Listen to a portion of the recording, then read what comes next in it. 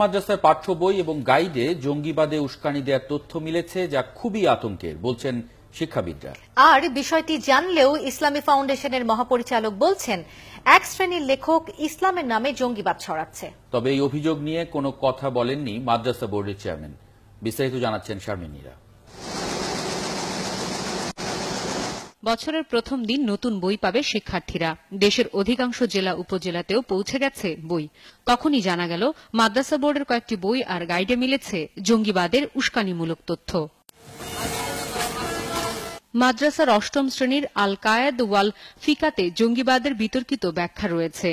নবম শ্রেণীর কুরআন মজিদ ও তাজবিদে জিহাদের যে ব্যাখ্যা দেওয়া হয়েছে তাকেও বিতর্কিত বলছেন বিশ্লেষকেরা।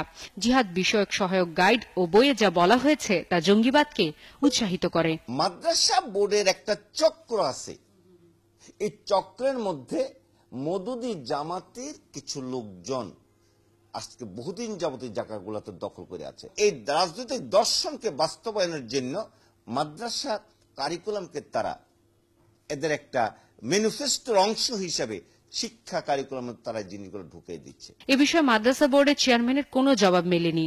তবে বোর্ডের এই কর্মকর্তার দাবি, বইয়ে উস্কানিমূলক কিছু নেই, লেখকের অদক্ষতার কারণে কিছু ত্রুটি থাকতে পারে। আমরা মনে করছি না যে মওদুদিবাদকে উস্কে দিচ্ছে, বা লিখতে গিয়ে একজন হয়তো মনে করেছে যে এখন এই বিষয়টা দেওয়া দরকার, কিন্তু বয়স বিবেচনায় আসে নাই তার।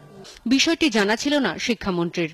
বলেন, প্রয়োজনে অভিযোগ থাকা পরিচ্ছদ বাদ দিয়ে বই পরিমার্জন করা যেতে পারে।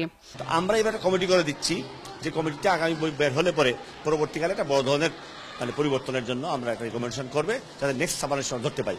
অবশ্য শিক্ষাবিদ মুনতাসির মামুন বলছেন, মাদ্রাসার শিক্ষার উপর নিয়ন্ত্রণ হারিয়েছে সরকার। তার মতে, শিক্ষাকে একমুখী না করতে পারলে এই সমস্যা থেকে মুক্তি মিলবে না। সরকার একদিকে যেমন জঙ্গি মৌলবাদকে প্রতিহত করতে চাচ্ছে, আবার জঙ্গি মৌলবাদ প্রচারেও একটা নীরব ভূমিকা পালন করছে। এই বইগুলিতে জিহাদ এবং অন্যান্য শব্দের ব্যাখ্যা বিভিন্নভাবে দেওয়া হয়েছে।